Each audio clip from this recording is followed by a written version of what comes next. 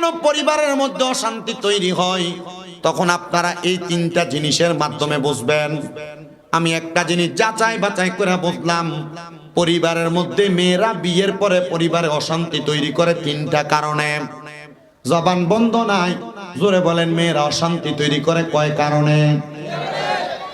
মা বোন যারা পর্দার অন্তরালে শুনতেছেন, দুইটা কারণ যদি ওই মা বোনের ভালো লাগবে, কিন্তু একটা কারণ আমার মা বোনদের তত ভালো লাগবে না। আমি আপনাদেরকে পুঙ্খানুপুঙ্খানু বোঝানোর চেষ্টা করতেছি। এক নাম্বার কারণ, একটা মহিলা সংসারের মধ্যে অশান্তি তৈরি করে তখন যখন তার স্বামী তার চোখের সামনে অন্য কোনো নারীর প্রশংসা করে, যখন তার স্বামী অন্য কোনো নারীকে নিয়ে তার চোখের সামনে কথা বলে, যখন তার স্বামী মোবাইল বলেন বিভিন্ন আদান প্রদানের মাধ্যমে বলেন অন্য কোনো নারীদের সঙ্গে অপসম্পর্ক তৈরি করে, এটার কারণে একটা মহিলা তার পরিবারের মধ্যে অশান্তি তৈরি করে। কারণ একটা মহিলা কখনো চায় না তার স্বামীর ভাগটা অন্য কাউকে দিতে। একটা মহিলা কখনো চায় না তার স্বামীর ভাগটা অন্য কোনো মানুষের সঙ্গে অংশীদার করতে। এজন্য মহিলারা চায় না তার স্বামীটা অন্য কোনো নারীর সঙ্গে কথা বলুক। দেখবেন, মনোযোগ দিয়ে শুনলে এই আলোচনার দ্বারা আপনি অনেক উপকৃত হবেন। কিন্তু আপনার বউ আপনারে কেমনে ভালোবাসবে, কেমনে মোহাব্বত করবে, আপনার বউ আপনার সঙ্গে কেমনে সুসম্পর্ক রাখবে? আপনি আপনার স্ত্রীর কাছে যখন যান, আপনার মুখের মধ্যে সিগারেট আর বিড়ির দুর্গন্ধ, বউ যে আপনার লাঠি দিয়ে খাট থেকে ফালাই দেন, এটা আপনার সৌভাগ্য।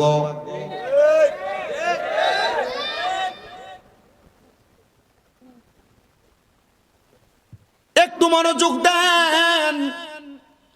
একটা স্ত্রী চায় তার স্বামীটা ভালো থাকুক, সুন্দর ব্যবহার করুক, সুন্দরভাবে চলুক, কিন্তু যখন তার স্বামী এমন ভাবে বেপথে চলে যায়, তখন ওই নারীটা সংসারের মধ্যে বিভিন্ন ঝামেলা তৈরি করে, স্বামীর সঙ্গে বিভিন্ন কাবজাব তৈরি করে। স্বামী তখন রাগান্বিত হইয়া ওই মেয়ের উপর আক্রমণ চালায়, আঘাত করে। দুই নাম্বার কারণ হইল, একটা পরিবারের মধ্যে ওই মেয়ের শ্বশুর শাশুড়ির অত্যাচার। শ্বশুর শাশুড়িরা নিজের মেয়েকে যেইভাবে দেখে তার ছেলের বউটাকে সেইভাবে দেখে না। নিজের মাইয়ারে যেমন ইজ্জত করে, সম্মান করে, ভালোবাসা দেয়, শ্বশুর শাশুড়িরা ছেলের বউটারে তত ইজ্জত, সম্মান, ভালোবাসা দেয় না। বেরি চায় ওনার মাইয়া জামাইর বাড়িতে গেলে সকালবেলা একটু আরাম করে ঘুমাক, কাজকর্ম কম করুক, কিন্তু চায় নিজের ছেলের বউটা ঘরের মধ্যে বেশি বেশি কাজ করুক, সবাই জামা কাপড় গুলা ধোক। না না না, একটা মেয়ে তখনই সংসারের মধ্যে অশান্তি তৈরি করে যখন একটা মহিলা তার শ্বশুর শাশুড়ির কাছ থেকে এমন টর্চারের শিকার হয়। তিন নাম্বার কারণ হইল, একটা মেয়ের মায়ের কুবুদ্ধির কারণে, এটা মহিলারা মানতে রাজি না যে তার মা যে তার কুবুদ্ধি দেয়, সংসারের ভিতরে আর তার মায়ের দুই একটা কথার কারণে যে সে অশান্তি তৈরি করে। ওই মেয়ের মায়ের কিছু কুবুদ্ধির কারণে স্বামী কি ইনকাম করে, স্বামী কত টাকা কামাই করে আনে, রাত্রবেলা স্বামী থেকে ভালো করে হিসাবটা নিবা, দেখবা তার মাকে, তার বোনকে, তার ভাইকে এখান থেকে কোনো টাকা পয়সা দেয় কিনা। যদি দেখো তাহলে তুমি কিভাবে এটা রাখবা তোমার কাছে, এটা তোমার বিষয়, কারণ তোমারও তো একটা ভবিষ্যৎ আছে। এমন কান পড়া দিয়া ওই মেয়ের মাথা নষ্ট করে দেয়। এমন অবস্থা আছে না নাই? আছে না? এমন অবস্থা আছে। এবারে মাতালারে আছে বলে এমন অবস্থা আছে। মনোযোগ দিবেন, ধৈর্যের সাথে বয়ান শুনবেন। কেন মহিলারা এমন উগ্র হয়ে যায়, অস্থিতিশীল হয়ে যায়? কেন মহিলারা ঝগড়া ফাসাদ করে, স্বামীর সঙ্গে খারাপ ব্যবহার করে? যদি না করত ওই ছেলেটা এমন ভাবে বিচার দিত না। এবার আসেন, আল্লাহর নবী বলে একটা পরিবারের মধ্যে একটা মহিলার কারণে 4 প্রকারের পুরুষ মানুষ দুজকের মধ্যে চলে যাবে। এর মধ্যে 1 নাম্বার কারণ হইল মহিলারা বেপরদা চলাফেরা করা। যেই মহিলারা বেপরদা চলাফেরা করে, উগ্রভাবে মসজিদে, মার্কেটে, দোকানে, বাজার হাটের মধ্যে চলাফেরা করে, অথবা অনেক মহিলাদেরকে দেখবেন গার্মেন্টসে, অফিস আদালতে চাকরি করে, এগুলা করার কারণে সে তার নিজের ইনকাম দিয়ে সংসার চালানোর কারণে সে মনে করে আমার স্বামীর আবার কিসের পাওয়ার, আমি আমার টাকা দিয়ে সংসার চালাই, আমার কথার উপরে কোনো কথা চলবে না। আর আল্লাহর নবীর প্রখ্যাত হাদিস বিশারদ হযরতে আনাস ইবনে মালিক রাদিয়াল্লাহু তাআলা আনহু বলে, যেই ঘরের মধ্যে কোনো মহিলার কথায় সংসার চলবে, কোনো মহিলা তার স্বামীকে ধমক দিয়ে কথা বলবে, কোনো মহিলা তার কথা দ্বারা তার পরিবারকে ঘরকে পরিচালনা করার চেষ্টা করবে, মনে করবা জাহান্নাম বেশি দূরে নয়, ওই মহিলাকে দিয়ে আল্লাহ তাআলা জাহান্নামের লাকড়ি বানাইবো। বলে হুজুর কেন? শুনেন বাবারা, আপনি আপনার স্ত্রীটাকে এক নাম্বার আল্লাহ তাআলার কোরআনের আইনের পকা আইনের মাধ্যমে চালাইবেন। আল্লাহ কয় ওয়া করনা ফি বুয়ুতিকুন্না ওয়ালা তাবাররাজনা তাবাররুজাল জাহিলিয়াতিল উলা। আল্লাহ কয় হে জগতের মানুষ, তোমরা তোমাদের মহিলাদেরকে জাহিলিয়া যুগের মহিলাদের মতো বের হতে দিবা না। যদি তোমার মহিলা জাহিলিয়া যুগের মহিলারা যেমন ভাবে চুল ছাইরা দিয়া পেট দেখায়া কাপড়গুলা ছোট ছোট পইরা রাস্তার মধ্যে বের হইতো, তখন তোমার স্ত্রীটা তোমার কন্ট্রোলের বাহিরে চলে যাবে, আনকন্ট্রোলফুল হয়ে যাবে। এইটা করার কারণে আল্লাহ তাআলা তোমার ঘরের মধ্যে অশান্তি তৈরি করে দিবেন। হুজুর জানতে চাই কিভাবে? আল্লাহর নবী বলতেছেন দুনিয়ার জমিনের মধ্যে এমন অশান্তি তৈরি হয় কয়েকটা কারণে, শুইনা নাও গো উম্মত। একটা কারণ হইল এই অশান্তি যখন তৈরি হয়, অশান্তিটা করার জন্য মেয়েটা স্বামীটার সঙ্গে প্রথম ভালো ভালো ভালো চলে, কিন্তু ওই মেয়েটার স্বামী যখন মেয়েটার সরলতার সুযোগ নিয়ে অপভাবে তার সময়টা অন্য জায়গার মধ্যে ব্যয় করে, তখন মেয়েটা আর পরিবারের মধ্যে ভালোভাবে সময় দেয় না। এবার শুনেন, নবীজি সাল্লাল্লাহু আলাইহি ওয়াসাল্লাম বলতেছে একটা নারীর কারণে 4 প্রকারের পুরুষ মানুষ দোজখে যাবে। একটু মনোযোগ দিলে বুঝবেন। এক প্রকার, একটা নারীর কারণে তার বাবা দোজখের মধ্যে যাবে। ইয়া রাসূলুল্লাহ, ইয়া হাবিবাল্লাহ, কেন একটা নারীর কারণে তার বাবা দোজখের মধ্যে যাবে? বলে হুজুর কেন? আল্লাহর নবী ঘোষণা করতেছে, কোন বাবা তার মাইয়াটারে জন্ম দিল, কিন্তু মাইয়াটা বাবার কথা শোনে না, মাইয়াটাকে পর্দা করায় নাই, মাইয়াটাকে শৃঙ্খলাবদ্ধ বানায় নাই, মাইয়াটাকে সুন্দরভাবে মানুষ করে নাই, ওই মাইয়া বেপর্দাভাবে চলাফেরা করার কারণে তখন ওই মাইয়াটার জন্য তার বাবা দোজখে যাবে। ইয়া রাসূলুল্লাহ কেন? আল্লাহর নবী বলে একটা মেয়ে মানুষকে যদি 40 জন বেড়া মানুষ দেখে, কয়জন? 40 জন বেড়া মানুষ দেখে, তাহলে ওই মাইয়াটা দাইয়ুস হয়ে যায়। জান্নাতের গেটের মধ্যে লেখা থাকবে আদ-দাইয়ুসু লা ইয়াদখুলুল জান্নাহ, দাইয়ুস কোনোদিন জান্নাতে প্রবেশ করবে না। তখন ওই মেয়েটা যখন দোজখে যাবে, মেয়েটা বলবে আমার আব্বা আমারে পর্দা করায় নাই, এই জন্য আমি মাইয়া আমার আব্বারে নিয়ে দোজখে যাব। 2 নাম্বার, একটা মেয়ের কারণে তার ভাই দোজখে যাবে। আপনাদের যাদের বোন আছে আপনারা মনোযোগ দিয়া শোনেন মুসলমান, আপনার বোনকে যদি আপনারা পর্দা না করান, আপনি পর্দা করাইবেন দূরের কথা, আপনার মোটর সাইকেলের পেছনে কইরা লইয়া আপনি আপনার বোনকে ঘুরান, আপনার বোন চুল ছাইরা দিয়া স্কুলে যায়, আপনার বোন এলাকার কারোর বিয়ার মধ্যে যায় কাপড় পরা নাচে, না না না, এমন বেপর্দা আপনি আপনার বোনকে করানোর কারণে মাইয়া সাক্ষী দিব আল্লাহ আমার ভাইটা আমারে পর্দা করায় নাই, এজন্য আমি মাইয়া বেপর্দা, আমি একা যাব না, আমার ভাইকে নিয়ে দোজখে যাব। 3 নাম্বার, এখানে আপনারা যারা আছেন, আপনারা কোন না কোন মহিলার স্বামী আছেন, এই স্বামী যারা আছেন আপনারা আপনাদের বউদের কারণে দোজখে যাবেন। এটার 1 নাম্বার কারণ হইল আপনার বউটা পর্দা না করা, আপনার স্ত্রী পর্দা না করা, এই ব্যাপারটা চলাফেরা করার কারণে আপনার স্ত্রীটা আল্লাহ তাআলার কাছে সাক্ষী দিবে, আল্লাহ আমার স্বামী আমারে পর্দা করায় নাই, আমার স্বামীটা আমাকে বেপর্দা ঘুরাইছে, আল্লাহ আমার স্বামীটার জন্য আমি ভালোভাবে পর্দা করতে পারি নাই। তখন বলবে আমার স্বামীকে ছাড়া আমি দোজখে যাব না, তখন আপনার বউ আপনার নিয়ে দোজখে যাবে। এবার মুসলমান, এখানে আমরা যারা আছি কোনো না কোনো মায়ের সন্তান, আপনি আপনার মায়ের কারণে দোজখে যাবেন। বলে হুজুর কারণ কি? আপনার মাকে আপনি পর্দা করান না, আপনার মাকে আপনি বেপর্দা রাখেন, আপনার মা এলাকার বিভিন্ন পুরুষের সামনে যায় ঘুরে, আপনার মা মুখটা ঢাকনা না দিয়া কেমন জানি এলোমেলো জামা কাপড় পইরা রাস্তার মধ্যে ঘোরাফেরা করে। আল্লাহর কসম, আপনি যদি আপনার মারে পর্দা না করান, তাহলে আপনি আপনার মায়ের কারণে দোজখের মধ্যে যাবেন। তো আসেন কোন কথায় ছিলাম? কথা হচ্ছে মহিলারা সংসারে অশান্তি তৈরি করে, অশান্তির কারণ হইল 1 নাম্বার কারণ আপনার স্ত্রী সর্বপ্রথম ইসলামিক শিক্ষায় শিক্ষিত না হওয়া। যদি ইসলামিক শিক্ষায় শিক্ষিত হইতো ওই স্ত্রী কখনো স্বামীর সঙ্গে গলা লাড়া দিয়ে কথা বলতো না, উঁচু গলায় কথা বলতো না। হে আমার বড় বহুল এলাকার পর্দার অন্তরালের মা বোনেরা, আপনারা যারা স্বামীর সঙ্গে উঁচা গলায় কথা বলেন, শ্বশুর শাশুড়িকে ধমক দিয়ে কথা বলেন, হে সোশ্যাল মিডিয়ার মাধ্যমে দেখনেওয়ালা দেশ বিদেশের ভাই বাবারা, মা বোনেরা, আপনারা মনোযোগ দিয়ে শুনবেন গো আমার মা বোনেরা। আপনারা যদি আপনাদের স্বামীর সঙ্গে, আপনাদের স্বামীর সঙ্গে, শ্বশুর শাশুড়ির সঙ্গে, পরিবারের কারোর সঙ্গে ধমক দিয়ে একটু অপব্যবহার করেন, আল্লাহর কসম এই সাংসারিক অশান্তি তৈরি করার কারণে আল্লাহ তাআলা আপনাদের জন্য শাস্তি নির্ধারণ করেছে, আযাবুন শাদীদ, যন্ত্রণাদায়ক শাস্তি।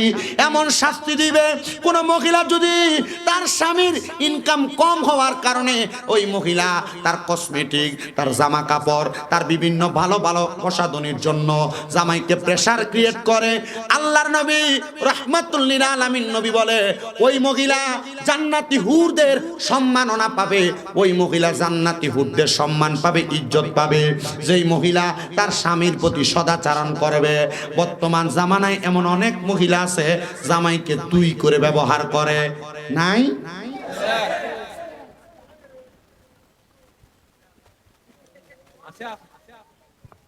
আসেনি?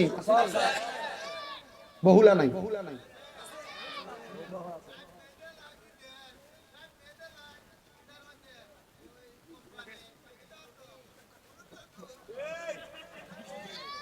অন আছে। আমরা আমার অর্ধেক শুননি,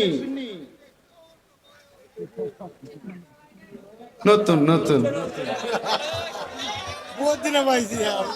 না না, চাচা তো রসিক মানুষ, দেখুন না নি ফান খাইতো, ফান আসিনি আব্বা, ফান আসিনি মুখে। এই মাহফিল কমিটির এটা আসিস রে, একটা ফান দাও, ওয়াজটা কামে লাগবো নি, এটা আপনার বাইনি, মারহাবা। আপনাদের কষ্ট হচ্ছে,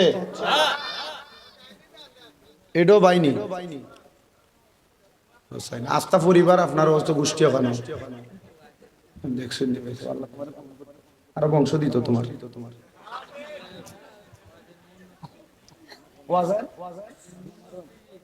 না নষ্ট হইতো না, আপনার কি কষ্ট হইব? আমি যদি এই ওয়াজে থাকি অসুবিধা হবে না তো? জিকির প্রয়োজন আবার করে দিও দাম ইনশাআল্লাহ। রাজি আছেন? আল্লাহ যেন কবুল করে, কোন আমিন। তো যেই কথার মধ্যে ছিলাম, কোন মহিলা যদি তার স্বামীর সঙ্গে উঁচা গলায় কথা বলে, কি গলায়? উঁচা গলায় কথা বলে, তাহলে ওই মহিলা তার স্বামীর জান্নাতি হুরদের খেদমত পাবে না। আল্লাহর নবী রাহমাতুল লিল আলামিন নবী আমার ঘোষণা করে, হে আমার জগতের মহিলার দলেরা, অন্ধকার কবরে যাওয়ার পরে একজন মহিলাকে আল্লাহ তাআলা কত সম্মানিত করবে, কত মর্যাদাবান বানাবে, শুনে নাও। ইয়া রাসূলুল্লাহ, ইয়া হাবিবাল্লাহ, নবী গো আপনার কাছে জানতে চাই কত সম্মানিত করবে। নবী আমার বলে একজন মহিলাকে 40 জন করে হুর আলাদা করে দিয়ে ওই 40 জন হুর মহিলাদের সরদারিনী আল্লাহ তাআলা একজন মহিলাদেরকে বানাইব। কিন্তু যেই মহিলা স্বামীর কথার উপর দিয়ে কথা বলে, যেই মহিলা পরিবারের উপর সর্দার দিন চালায়, যে মহিলা তার কথার দ্বারা মানুষকে আঘাত করে কথা বলে, ওই মহিলাদের ব্যাপারে আল্লাহ তাআলার কোরআনুল কারীম এবং রাসূলের হাদিস বলতেছে ওই মহিলারা আল্লাহর পক্ষ থেকে তারা লানত প্রাপ্ত, আল্লাহর পক্ষ থেকে তারা লানত প্রাপ্ত। এবার আসেন, আমাদের সমাজে অনেক মহিলা দেখা যায় যারা তাদের স্বামীদেরকে অভিশাপ দেয়, আল্লাহর গজব পড়ুক তোর উপরে। কথায় কথায় যদি একটু উলট পালট হয়ে যায়, সন্তানদেরকে অভিশাপ দেয়, এমন আছে না অনেক। আব্বা কথা বইলো না, মোবাইল চালাও, সমস্যা নেই। কেমন নবী আমার বলে, আমি নবী যখন মেরাজের মধ্যে গেলাম, নবীর মেরাজ হইছে না? মেরাজের মধ্যে যাওয়ার পর আল্লাহ তাআলা আমি নবীকে দুইটা নিদর্শন দেখাইছেন, একটা হলো জান্নাত আর একটা হলো জাহান্নাম। জান্নাত দেখলাম বড় সুন্দর, কিন্তু আমি নবীজি মেরাজের মধ্যে যাওয়ার পর জাহান্নাম যখন আমি নবী দেখলাম, আমি দেখলাম জাহান্নামের মধ্যে 3 শ্রেণীর মহিলাদেরকে শাস্তি দেওয়া হইতেছে। ইয়া রাসূলুল্লাহ, ও মায়ান নবী কারা? নবী আমার বলে, 1 নাম্বার আমি নবী দেখলাম এক প্রকারের মহিলাদের চুলের মধ্যে ধইরা আগুনের মধ্যে উপর থেকে তাদেরকে সেক দেওয়া হইতেছে। ইয়া রাসূলুল্লাহ, কোন জাতের মহিলা যাদেরকে চুলের মধ্যে ধইরা আগুনের মধ্যে সেক দেওয়া হইতেছে? নবী আমার বলতেছে, ওই মহিলা যে মহিলার মাথার চুলের খোপা বাঁধার সময় ওটের কুজের মতো তার চুলটাকে উঁচা করে বাঁধতো। আপনি তাকায় দেখেন, আপনার ছেলের বউ, আপনার মেয়ে, আপনার স্ত্রী, আপনার বোন এমন করে উঁচা করে চুল বাঁধে। তার মাথা যদিও কপাল সমান, কিন্তু তার চুলটাকে এমন উঁচা করে বাঁধে, এটা উটের সুড়ি যেটাকে বলে আমাদের কুমিল্লার ভাষায়, উটের কুজের মতো উঁচা করে বাঁধে। নবী বলে, ওই মেয়েদেরকে জাহান্নামের আগুনের মধ্যে সেক দেওয়া হচ্ছে। ইয়া রাসূলুল্লাহ, আর কোন মেয়েদেরকে দেখছেন? নবী আমার বলে, 2 নাম্বার, এমন অনেক মহিলাদেরকে দেখেছি যাদের স্তনের মধ্যে গরম আগুনের রড লাগায় দিয়া এদের শরীরটাকে আগুনের মধ্যে সেক দেওয়া হচ্ছে। নবীজি, ওই মহিলা কারা? নবী আমার বলতেছে, ওই মহিলা হলো তারা যারা পোশাক পইরাও উলঙ্গ ছিল।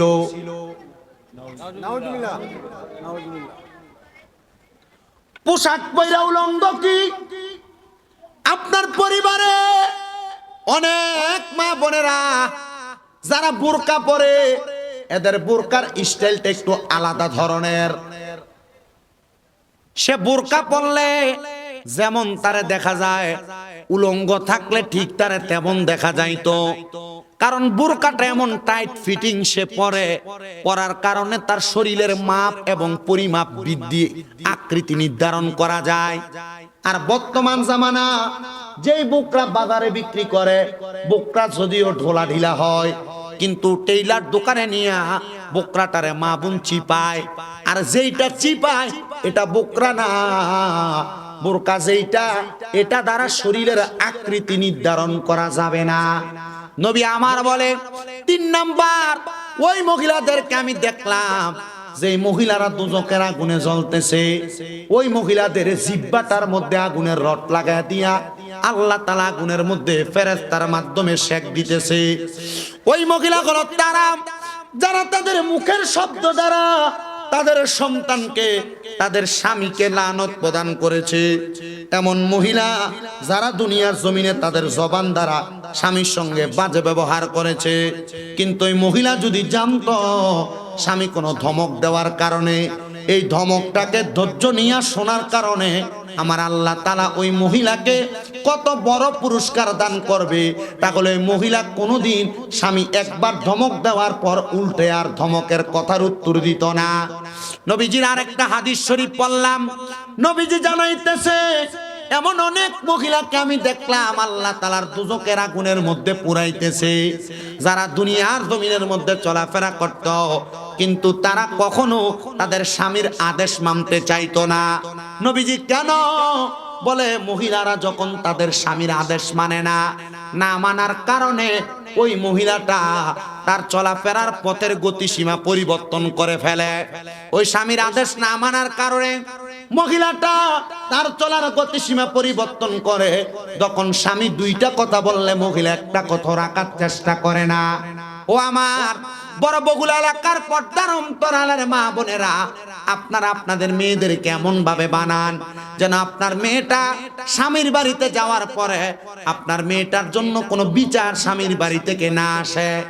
আপনার মেয়েটাকে আপনি এমন ভাবে বানান, আপনার মেয়েটা স্বামীর বাড়িতে যাওয়ার পরে আপনি মার সঙ্গে যেমন আচরণ করে, শ্বশুর শাশুড়ির সঙ্গে যেন এমন আচরণ করে।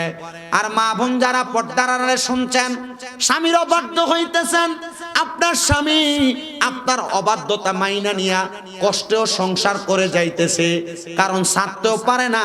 কাবিন হয়েছে 5 লাখ টাকা, যদি সাইরা দেয় 5 লাখ টাকা দেওয়ার মতো মুরুদ বেড়ার নাই।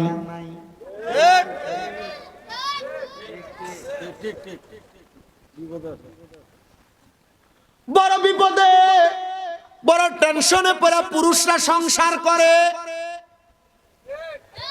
আপনার স্বামী ইনকাম করে মাসে 15,000 টাকা, আপনি আপনার স্বামীর কাছে 1 মাসের মাথায় একটা 3 পিস চান, এটার দামি 1,000 টাকা। তো 15,000 থেকে 1,000 টাকা যদি আপনার 3 পিসের পেছনে যায়, একবার চিন্তা করলেন না আপনার স্বামী তার সন্তানের পড়ালেখার খরচ চালায় কোথা থেকে? বর্তমান বাজারে এক বস্তা চাউলের দাম 3200 টাকা, সর্বনিম্ন যদি কিনতে যান 360 টাকা। আমি আমার মাদ্রাসায় একবার কম দামি চাউল দই খাওয়াই, এটার দামও 360 টাকা লাগে। কিন্তু ওই স্বামী 360 টাকার চাউলটা কেনার পরে, মশলাপাতি খরচ কেনার পরে, তরকারি কেনার পরে, আপনি মহিলার জন্য রাত্রবেলা আসার সময় যে সামান্য একটা কিছু হাতে করে আনে, আর এত কষ্ট কইরা মাঠের মধ্যে কাজ কইরা, রিক্সা চালায়া, অটো চালায়া, দিনের পর দিন অফিস আদালতের মধ্যে চাকরি কইরা জামাই যে বাড়িতে আইসা আপনার সঙ্গে সুন্দর ব্যবহার করে, এটা আপনার জন্য বড় সৌভাগ্য, এটা আপনার জন্য বড় সৌভাগ্য। মা বোনদের কাছে বলবো, স্বামী বাজার থেকে, বাহির থেকে কাজকর্ম করে আসার পরে আপনি কখনো আপনার স্বামীর সঙ্গে খারাপ ব্যবহার করবেন না, উগ্র ব্যবহার করবেন না, বদ আচরণ করবেন না। যদি পারেন একটা গ্লাস পানি আগে দিবেন, যদি পারেন সুন্দর একটা কথা বলবেন, যদি পারেন স্বামীর সামনে স্বামী যদি রাগান্বিত হয়ে যায় চুপ থাকার চেষ্টা করবেন। দেখবেন আপনি একদিন, 2 দিন, 3 দিন আপনার স্বামীর বদ ব্যবহার শোনার পর যখন আপনি তার খেদমত করবেন, আপনার স্বামী চিন্তা করবে, কিরে আমার স্বামীকে আমি এত অত্যাচার করি, এত টর্চার করি, কিন্তু আমার স্বামী যে আমার টর্চার গুলা সহ্য করে ধৈর্য ধারণ করেছে, তখন থেকে আর কোনোদিন আপনার স্ত্রী আপনার অবাধ্য হবে না। কিন্তু বর্তমান জামানা, সোশ্যাল মিডিয়া, টাচ মোবাইল বলেন, বিভিন্ন টিভি বিজ্ঞাপন, নাটক বলেন, এই সিনেমাগুলা দেখে দেখে অনেক মহিলারা তাদের চাহিদাটা নিম্ন থেকে ঊর্ধ্বগামী হয়ে গেছে। বর্তমান জামানায় অনেক মেয়েরা চিন্তা করে, আমি সেই জামাইটাকে বিয়ে করব, সে স্বাবলম্বী হওয়া লাগবে, টাকাওয়ালা হওয়া লাগবে, আর বিশেষ করে চেষ্টা করে কোনো প্রবাসী বিদেশিকে বিয়ে করার জন্য। কারণ কি? তার চাহিদা বেশি, সে তার চাহিদা পূরণ করার জন্য বিদেশি জামাইয়ের কাছে যখন তখন যা ইচ্ছা চাইতে পারবে। আমি বলবো না গো মা, আপনি আপনার চাহিদা প্রকাশ করে বেশি বেশি মাল সামান কিনবেন, বেশি বেশি কাপড় কিনবেন, এটার কারণে আপনি জাহান্নামীদের অন্তর্ভুক্ত হওয়ার আমি কোনো কিছু দেখতেছি না। বলে কারণ কি? কারণ আপনি যখন বেশি বেশি অপচয় করবেন, এটা করার কারণে আপনার স্বামী আপনার ভালোবাসার মোহাব্বতের কারণে যদিও আপনাকে কোনো কিছু বলবে না, কিন্তু আপনি বেশি ক্রয় করে বেশি ব্যবহার করার কারণে আল্লাহ তাআলার কাছে আপনি অপচয়কারীদের অন্তর্ভুক্ত হয়ে যাবেন। এজন্য মা বোনদের কাছে আবদার হলো, আপনারা যা কিছু করেন আর না করেন, স্বামীকে কখনো প্রেসার ক্রিয়েট করবেন না। আরে অন্য কোনো মানুষ লাগবে না, আমার পাশে যিনি বসে আছেন একবার শুধু ওনাকে জিজ্ঞাসা করেন, অথবা আপনাদের পূর্ববর্তী বয়স্ক মানুষ যদি আপনাদের আশেপাশে থাকে ওনাদেরকে জিজ্ঞাসা করবেন। আগের আমাদের দাদার দাদি নানি যারা ছিল, এদেরকে বছরে 2-1টা কাপড় কিনাই না দিলে সাবধান শেষ, আর কোনো কিছু খরচের প্রয়োজন হইতো না। এখন এই সপ্তাহ আলতা, ওই সপ্তাহ শুনো, ওই সপ্তাহ একটা 3 পিস সোশ্যাল মিডিয়ায় দেখা রাত্রবেলা কত সুন্দর ভাইল দিয়া জামাইরে বলে, দেখেন না এই 3 পিসটা পছন্দ, অনলাইনে অর্ডারটা দিয়া দেয়। এটার কারণে অনেক সংসার নষ্ট হয়েছে আমি দেখছি। আমি আমার মাদের কাছে বলবো, আপনারা একটু ধৈর্য ধারণ করেন, স্বামীর অবাধ্য হইবেন না, স্বামীকে ধমক দিয়া কথা বলবেন না, স্বামীর সঙ্গে অসৎ আচরণ করবেন না, স্বামীর কথার বাহিরে চলাফেরা করবেন না। দেখবেন আপনার সংসারের মধ্যে শান্তির অভাব হবে না। আর যারা পুরুষ মানুষ আছেন, একটা কথা মনে রাখবেন, আল্লাহ তাআলা নারীদেরকে বাম পাজরের বাঁকা হাড্ডি দিয়া বানাইছে। মা বোনেরা একটু থেকে আরেকটু হইলে তাদের ঘাটটা বাঁকা হয়, তাদের কথার ধরন পাল্টায়া যায়। আপনারা চেষ্টা করবেন আপনাদের স্ত্রীদের কথা শুইনা চলার জন্য। বলে হুজুর বউয়ের কথা কেমনে জামাই শোনে? না না না, এমন কথা না। আপনার স্ত্রী যখন যেভাবে কথা বলে তার কথাটাকে ডাইরেক্ট কখনো উত্তর দিবেন না। যদি আপনি সংসারের মধ্যে প্রশান্তি আনতে চান, তার কথাটা শোনার পর অল্প কিছুক্ষণ পর চেষ্টা করবেন তার কথাটার ভালো এবং খারাপ উত্তরটা সুন্দর করে বুঝিয়ে দেওয়ার জন্য। এরা নরম আবার এরা গরম, যদি আপনি সুন্দর করে বোঝায় উত্তর দিতে পারেন, এদের নমনীয়তার কাছে আপনি হার মানবেন। আর যদি আপনি না বুঝায়া কথার সাথে সাথে ধমক দিয়ে তাদেরকে কথা বোঝানোর চেষ্টা করেন, তাহলে তারা গরম হবে, তখন আর আপনি চাইলে তাকে বুঝাইতে পারবেন না। নবী আমার বলেছে, হে দুনিয়ার পুরুষেরা, তোমরা তোমাদের নারীদেরকে পানি আর পাথরের মতো তুলনা করো। ইয়া রাসূলুল্লাহ, কেন? বলে, পানিকে হাতের মধ্যে যেইভাবে নাড়াচাড়া করবা, পানি সেইভাবে নড়াচড়া করবে, আর পাথরকে তুমি যেইভাবে ঢিল মারবা, সেই জায়গায় যায় আঘাত করবে। যদি তুমি তোমার স্ত্রীকে পানির মতো সুন্দরভাবে ব্যবহার করে পরিচালনা করো, তুমি তোমার পানিটাকে যে কোনো আকার আকৃতি দিতে পারবে, যে কোনো আকার আকৃতিতে পরিচালনা করতে পারবে। যদি পাথরের মতো ঢিল মারো, খারাপ ব্যবহার করো, উগ্রতা প্রকাশ করো, দেখবা তুমি কখনো শান্তি পাবে না। আর যারা পুরুষ মানুষ আছেন, আপনাদের কাছে আবদার, আপনার বউরে দিয়ে আপনি যত তাড়াতাড়ি পারেন চাকরি করানো বন্ধ করবেন। বউয়ের কামাই খাওয়ার নিয়ত করবেন না, বউকে দায়ুস বানাইবেন না, বউটারে দ্বারা চাকরি করায় নিজের ইজ্জত সম্মান নষ্ট করবেন না। কারণ সে চাকরি করতে যখন যাবে, বিভিন্ন রকমের পুরুষদের সাথে চার কথাবার্তা হবে, চলাফেরা হবে, তখন তাদের সুন্দর মায়াবী কথা শুই না সে যখন ঘরের মধ্যে আসবে, তখন আপনার চেতওয়ালা রাগান্বিতওয়ালা কথাগুলার তার ভালো লাগবে না। তখন সে অন্য পুরুষে আসক্ত হইয়া আপনি পুরুষের প্রতি সে নিশক্তি হয়ে যাবে। তখন আর ঘরেরটা ভালো লাগতো না, বাহিরেরটা ভালো লাগবো, খারাপ ব্যবহার শুরু হবে। এজন্য বউকে দিয়া চাকরি করাইতে বড় সাবধান, বউকে দিয়া চাকরি করাইতে বড় সাবধান, কাজ করাইতে বড় সাবধান। বউয়ের টাকা খাইবা, আমার মনে হয় না বেডা তুমি আসলে একটা বেডা মানুষ। বলে, হুজুর তুলনা করলাম না। আবার অনেক পরিবারের মহিলারা অভাব অনটনে পইরা তারা চাকরি করার জন্য যায়। মা বোনদের কাছে বলবো, আপনারা যদিও চাকরি করেন, আপনার চাকরির টাকা পয়সা ইনকামের পাওয়ার দেখাইয়া আপনি কখনো স্বামীর উপর দিয়ে কথা বলার চেষ্টা করবেন না, নচেত আপনি জাহান্নামী, আপনি জাহান্নামী, আপনি জাহান্নামী। এবার আমি আপনাদেরকে চাক্ষুষ একটা কথা বইলা দেই রে বাবা। নবীজির কন্যা খাতুনে জান্নাত হযরতে ফাতেমাতুজ জাহরা রাদিয়াল্লাহু তাআলা আনহা, নামটা প্রথম শুনি নাই, নামটা আমরা এর আগে আর অনেকবার শুনেছি। ওনার নামে আশিকা রাসূলরা বড় সুন্দর করে একটা গজল লেখছে, খাতুনে জান্নাত মাগো, খাতুনে জান্নাত মাগো, ফাতেমা আমার, এ বিশ্ব জগৎ মাগো করিলেন উজার, এ বিশ্ব জগৎ মাগো তুমি নবী নন্দিনী, মাওলা আলীর জানের জিগার, হাসান হুসাইনের জননী, তুমি নবী নন্দিনী, মাওলা আলীর জানের জিগার, হাসান হুসাইনের জননী। জিনারা জান্নাতের যুবকের সরদার, জান্নাতের যুবকের সরদার, তাদের জননী, এ বিশ্ব জগৎ মাগো করিলেন উজার, খাতুন জান্নাত মাগো, খাতুন জান্নাত মাগো, ফাতেমা আমার,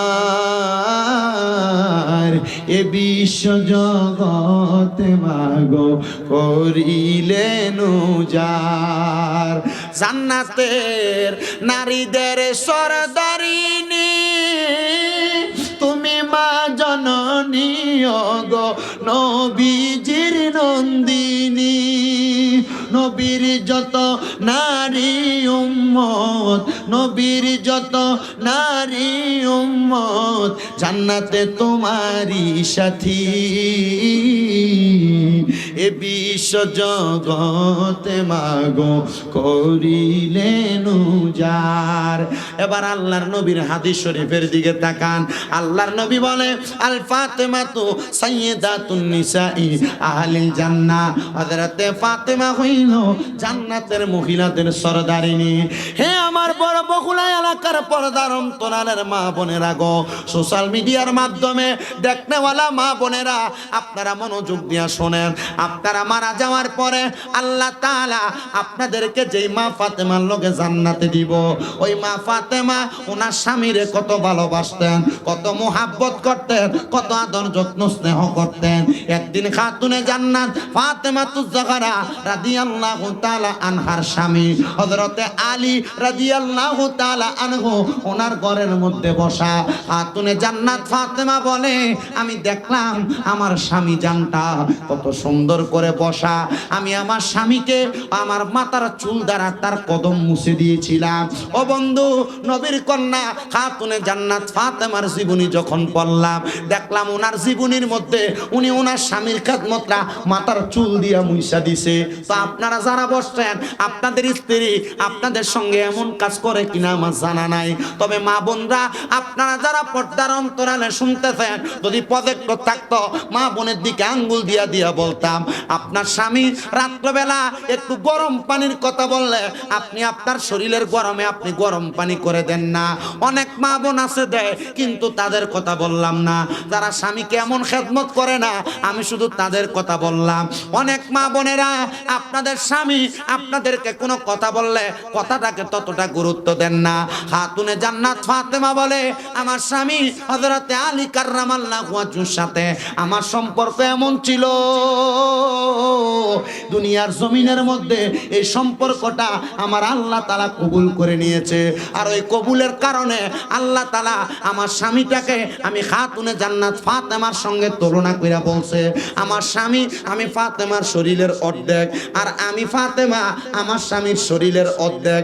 এজন্য নবীর হাদিসও বলে, দুনিয়াতে কোনো স্বামী যদি স্ত্রীর সঙ্গে রাত্রবেলা রাত্রি যাপন করে, সেই স্বামী স্ত্রী যেন দুনিয়াতে এক বালিশের মধ্যে ঘুমায়।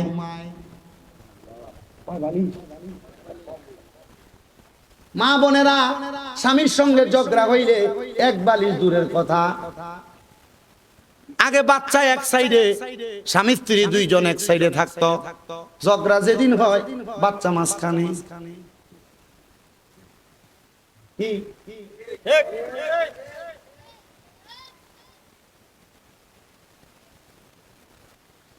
অন্যদিন একসাথে ঘুমাইলে যদি একজন আর একজনের সঙ্গে রাত্রবেলা কথা হইতো, ওই দিন পিছ দিয়া ঘুমায় থাকে।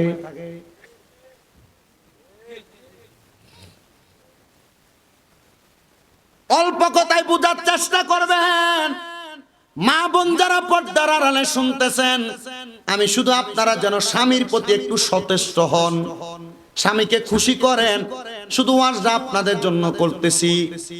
আল্লাহর নবী বলে, যদি দুনিয়ার জমিনের মধ্যে কোন স্বামী তার স্ত্রীর প্রতি নারাজ হইয়া রাত্রবেলা ঘুমায়, অথবা কোন স্বামী তার স্ত্রীকে রাত্রবেলা তার বিছানার মধ্যে ডাকলো, ওই মহিলা তার স্বামীর ডাকের মধ্যে সাড়া দিল না, নবীর হাদিস, তার স্বামীর ডাকের মধ্যে সাড়া দিল না, তাহলে আল্লাহ তাআলার অসংখ্য ফেরেশতারা সারা রাত্র পর্যন্ত ওই মহিলাকে অভিশাপ দেয়। আপনারা নাউযুবিল্লাহ বলেন আর না বলেন, এমন অনেক হয় না, ঝগড়া করার কারণে আপনি আপনার স্ত্রীকে ডাকলেন, সে আপনার কাছে আসলো না। এখন অনেক অবিবাহিত ছেলেরা আছে, ছোট বাচ্চারা আছে, ওয়াজ যদি আরো বেশি গভীরে যাও, এই সমস্ত গোপনীয় বিষয়গুলো বলার জন্য সেমিনার প্রয়োজন। সেমিনার যারা বিবাহিত তারা থাকবে শুধু। মা বোন যারা পর্দার অন্তরালে শুনছেন, সারা দিনও যদি আপনার স্বামীর সঙ্গে আপনার ঝগড়া হয়, রাত্রবেলা আপনার স্বামী আপনাকে তার বিছানার মধ্যে ডাক দিল, যদি ওই মহিলা তার স্বামীর ডাকের মধ্যে সাড়া না দেয়, তাহলে সারা রাত্র পর্যন্ত আল্লাহ তাআলার আযাবের ফেরেশতারা ওই মহিলাকে লানত প্রদান করে। তো হুজুর, স্বামীর ডাকে কেমনে সাড়া দিব? আমাদের তো জানতে বড় ইচ্ছা হয়। নবী আমার বলে কোন মহিলা চুলার মধ্যে গরম ভাত রান্না করতেছে, ওই ভাত টকবক করে ফুইটা উতরায়া পড়তেছে, যদি এমন টাইমে তার স্বামী তাকে ডাক দেয়, ওই ভাতকে সামলানোর আগে ওই মহিলার উচিত হবে তার স্বামীকে সামলানো।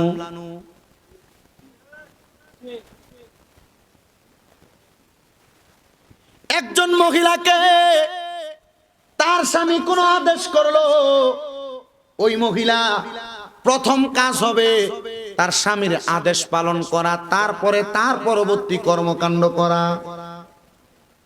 এ মা বোনেরা, আপনার স্বামীর অনুমতি ছাড়া আপনি তো বাবার বাড়িতে যাওয়া পর্যন্ত নিষেধ। কোথায়? বাবার বাড়িতে যাওয়া পর্যন্ত নিষেধ। কিন্তু আপনি মহিলা স্বামীর অনুমতি নিবেন দূরের কথা, পুরা হবিগঞ্জ বাজারটারে মাত্র 100 টাকার একটা ওন্না কিনবার লেগে ঘুরেন।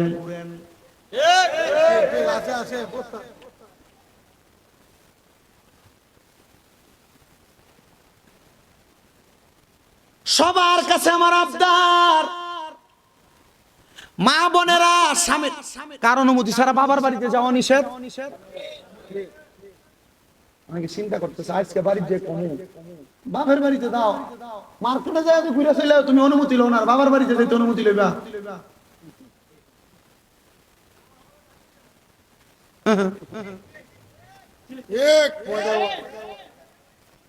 আপনার কষ্ট হয়? ওয়াজ যদি শুধু এই সাবজেক্টের উপরে শেষ হয়, রাজি আছেন ইনশাআল্লাহ? এরপর আমরা মিলাদ ক্যাম্প করে মুনাফিক দিয়ে লাগবে, কারণ কেটা কইছে এটা হাতার কথা না, ওয়াজ কামের ওয়াজ ইগরেটা পরে বলো, ওয়াজটা শেষ করি, অসুবিধা হবে না আপনাদের? তাহলে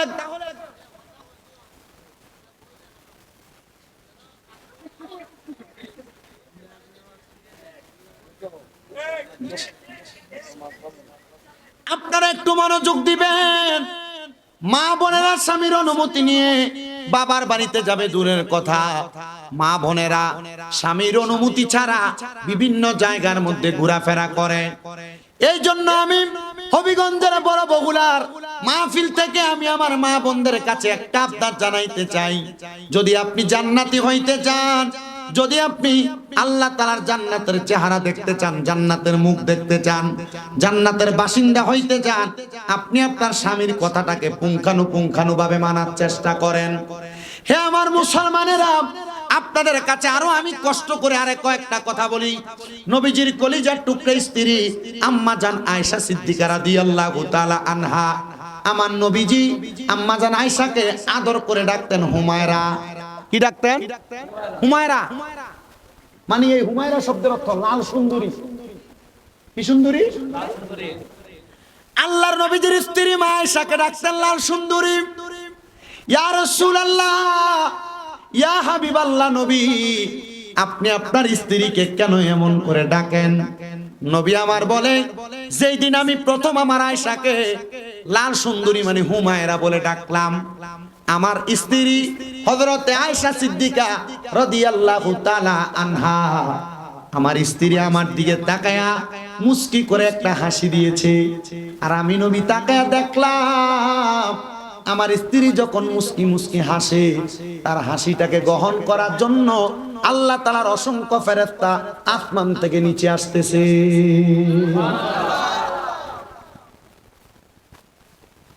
আর আপনার সমাজে পুরুষরা যদি যে কোনো জায়গা থেকে ভালো রোমান্টিক কোনো কথা শুই না বউরে আইসা সুন্দর একটা নাম বইলা ডাকে, বেরি উত্তর দেয় আজকে কোন দিয়ে সানকছে, তো বেরি তো রোমান্টিকতাই বোঝে না।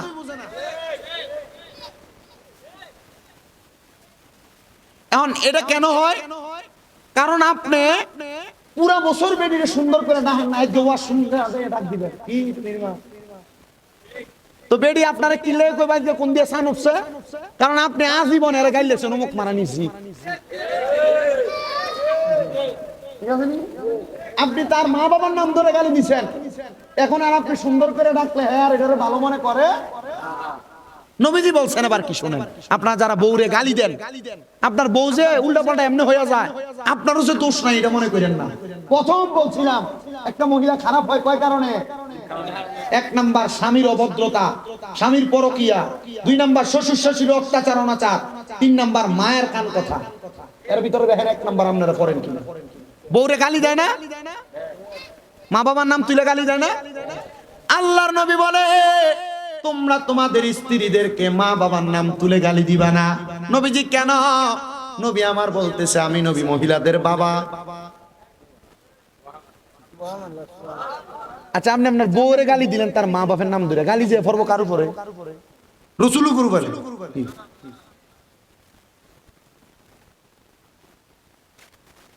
গালি দেওয়া যাবে? এবার নবী বলে পানি আনতে দেরি হইলে যে থুতা বেড়ে থাপড়া মারেন। নবী বলে তোমরা তোমাদের, আমি শুধু মহিলাদের জন্য ওয়াজ করতেছি এটা না, ওয়াজ কিন্তু আপনাদের জন্য। নবী বলে তোমরা যে তোমাদের স্ত্রীদেরকে কখনো মুখের মধ্যে আঘাত করবা না। ইয়া রাসূলুল্লাহ কেন? বলে তোমাদের স্ত্রী তোমাদের কাছে সাময়িক সময়ের মেহমান। আমার আল্লাহ তাআলা অতি দ্রুত তোমাদের স্ত্রীদেরকে আবার আল্লাহর কাছে ফিরিয়ে নিবেন। নবীজির আরেকটা হাদিস পড়লাম, নবী আমার বলে দুনিয়াতে জান্নাতের স্বাদ, জান্নাতের মজা পুরুষ মানুষ কোথাও তোমরা পাও না, তবে আমার আল্লাহ তাআলা জান্নাতের স্বাদ এবং মজা তোমার স্ত্রীর মাঝে তোমাকে দিয়া দিছে। জান্নাতের স্বাদ, জান্নাতের মজা আপনার স্ত্রীর মাঝে আছে। আপনি নিজে জানেন, বেশি ভাঙায়েন না। আপনি জানেন জান্নাতের স্বাদ এবং মজা আপনার স্ত্রীর মাঝে রহিত। কেন তোমরা ওই জান্নাতের স্বাদ পাওয়া বস্তুটার উপর অত্যাচার করো? তোমরা এদেরকে কাদা মাটির মতো লালন পালন করো। ইয়া রাসূলুল্লাহ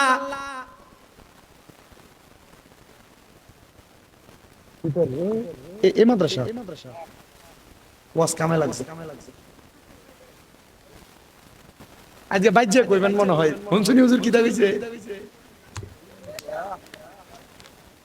আল্লাহ কবুল করো, আমিন কন, আরো ধরে কন আমিন। ওরে আছে কালকার নারী গনে, ওরে স্বামীদেরকে ঘরে রেখে রাস্তাঘাটে যায় গো তারা, রাস্তাঘাটে যায় গো তারা ডাইউসের বেশে।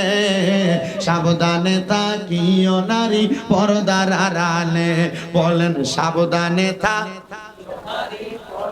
হাদিসে হারাম লেখে অন্য দেখিলে, আরে হাদিসে হারাম লেখে অন্য দেখিলে, সাবধানে থাকিও নারী পর্দার আড়ালে। নবী আমার বলে তোমরা তোমাদের স্ত্রীদেরকে কাদা মাটির মতো লালন পালন করো। আপনারা কি বলেন? না, এই প্যাকটাকে আপনি চাইলে এটাকে দিয়া এই ডেক্সি বানাইতে পারবেন, পুতুল বানাইতে পারবেন, যেমন ইচ্ছা তেমন আকৃতি প্রদান করতে পারবেন। নবী আমার শিখিয়ে দেয় তোমরা তোমাদের স্ত্রীদেরকে প্রথম থেকে এমন ভাবে লালন পালন করো যেন যখন যা বলবা তখন তা হয়। তা আপনি তো এটা করেন না। বউ প্রথম আসার পরে পাইছি আবেগের কারণে বউ যেমনে যা বলে আপনি তা করতে সুযোগ করে দেন। আপনি যদি আপনার মাইন্ডটাকে ইসলামিক মাইন্ড বানাইতেন, আপনার বউকে আপনি বলতেন আমি ছাড়া তোমার চেহারা যেন আমার ছোট ভাইও না দেখে, আর আপনি আপনার বউরে বলেন ডাক্তারের কাছে নিয়ে যাওয়ার জন্য আপনার ছোট ভাইরে। গত জুমায় নবীর হাদিস শরীফ পড়লাম, নবী আমার বলতেছে একটা মহিলার জন্য তার দেবর মানে জামাই ছোট ভাই হলো কাল সাপের মতো, মৃত্যু সমতুল্য। কাল সাপ কামড় দিলে যেমন ভাবে মানুষ মারা যায়, একটা মহিলার দেবরের সামনে গেলে কাল সাপের দংশনের মতো গুনাহ হয়। আর আপনার বৌদি তার দেবরের বিয়ার ভিতরে এক লগে হলুদের মধ্যে ডান্স মারে। কই ডাক তো দিলেন না, তো বউ বাধ্য হইলে কেন ডাক দেন? আপনার বউ নষ্ট হওয়ার পেছনে এক নাম্বার কারণ আপনি এই বউরে বিয়া করে আনার পরে হবিগঞ্জে যান ফুচকা খাইবার লাগিয়া, তো তুমি তো তোমার বউরে পর্দা করাইলা না। বউ তোমার কাছে 10টা আবদার করবে, আবদার মিঠাইবা তবে ঘরের মধ্যে। পূর্বের মহিলারা স্বামী যে জামা কাপড় আইনা দিছে 1 ঘন্টা সময় মনে দিলাই আসুন চলতো, স্বামী যা আইনা দিত স্বামীর ওইটার উপর সন্তুষ্ট থাকতো। আপনি কেন এটা করতে পারেন না? আমি আমার নিজের নানির কথা বলি। আমার নানা জীবিত থাকা অবস্থায় আমি দেখতাম আমার নানি ঘর থেকে বের হইতে সাবধান। আমলদারি ছিলেন, খুব আমলদারি। আমি আলেম হওয়ার পেছনে, হুজুর হওয়ার পেছনে প্রথম অবদান আমার নানা। ছোটবেলা থাকা অবস্থায় আমার নানা আমার আম্মাকে বলছিল তোর ফলারে হুজুর বানাইস। আর তখন থেকে প্রতি বৃহস্পতিবার মাদ্রাসা বন্ধ, নানার বাড়িতে নিয়ে যেত, নানার সাথে ঘুরাইতো, বিভিন্ন মাজার আল্লাহর ওলিদের জিয়ারত করাইতো। কারণ জানে এগুলোর কাছে যখন ভিড়বে এগুলোর অভ্যাস হয়ে যাবে, তখন আর হুজুরের পর থেকে বাইরে যাওয়ার সুযোগ নেই। যখনই বাইরে যাইতাম নানা চোখের কোরআনির দ্বারা বিভিন্ন কথার দ্বারা আতঙ্কিত করতেন, আপনি এটা করেন না। আপনাদের কাছে করো জোরে আবদার, যদি সংসারে শান্তি ফিরে আনতে চান 1 নাম্বার আপনি আপনার স্ত্রীকে পর্দাশীল বানান। আর লাগবে না, নিজে জানবেন ডাউল আলুর ভর্তা দিয়ে ভাত খাবেন, ইনকাম স্ত্রীকে দিয়ে করানো থেকে বিরত থাকার চেষ্টা করেন, দেখবেন সংসার সুন্দর। আম্মা জান আয়েশা সিদ্দিকার যে কথা বলতেছিলাম, সেখানে নবীজি কেন বউকে আপনার স্ত্রীকে আপনি হুমায়রা ডাকতেন? বলে দেখতাম সুন্দর করে ডাকার কারণে আমার স্ত্রী হাসলে তার হাসি নেওয়ার জন্য রহমতের ফেরেশতা দাঁড়ায় থাকতো। আপনারা সংসারে শান্তি ফিরে আনার জন্য বউকে ভালো ভালো নাম, সুন্দর সুন্দর নাম দ্বারা ডাকবেন। একদিন আমার নবীজি বসা, ওই যে পর্দার কথা, আমার নবীজি বসা, নবীজির সামনে 4 জন স্ত্রী বসা।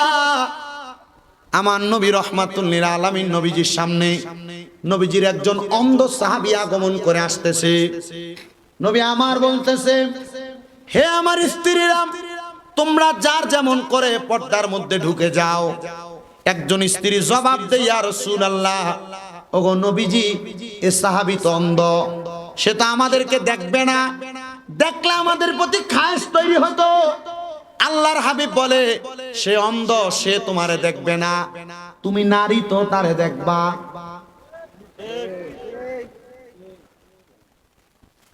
তুমি নারী তো দেখবা, তুমি দেখার কারণে তোমার নিজস্ব ধারণা পাল্টাতে পারে।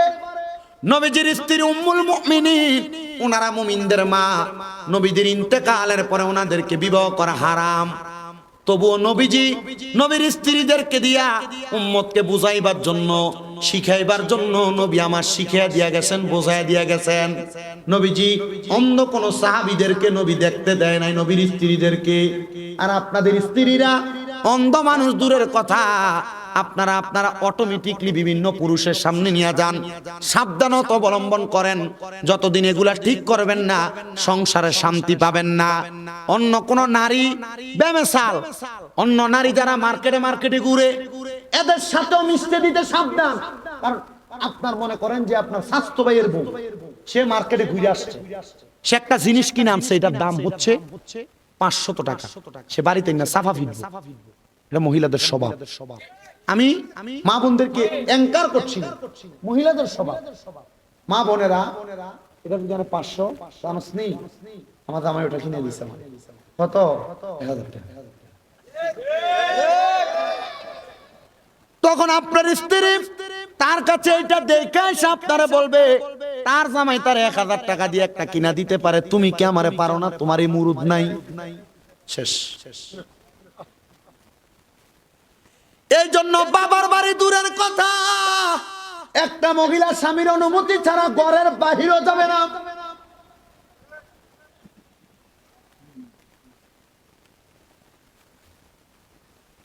আর আমরা সমাজে সোশ্যাল মিডিয়ায় বইয়া বইয়া অনেক নাট্যশিল্পীরা, এরা কয় আমি একজন হুজুরের মাইয়া, সূরা মুলুক আমার ঘুমের সঙ্গী।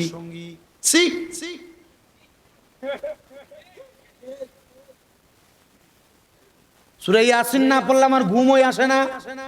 এ বেয়াক্কল সূরা ইয়াসিন না পড়লে ঘুম আসে না। এ বেয়াক্কল কেমনে সিনেমার সামনে আসলো? মুখে এক অন্তরে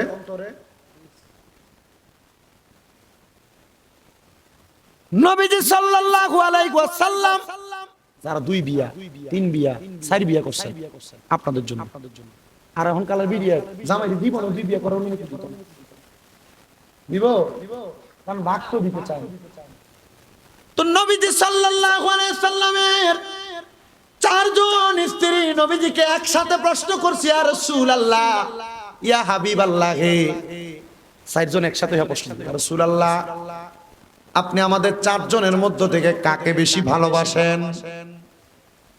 আচ্ছা 4 জনের সামনে যদি কয় যে তোমারে 3টা লাগতো না? নবীজি বলেছেন তোমাদের প্রশ্নের জবাব আগামী কালকে আসরের সময় নিবা। নবী আমার ওই দিন রাত্রবেলা নবীজির আজকান মুবারকের মধ্যে নবী আমার 8টা খেজুর নিছেন। কয়টা? 8টা খেজুর নিছেন।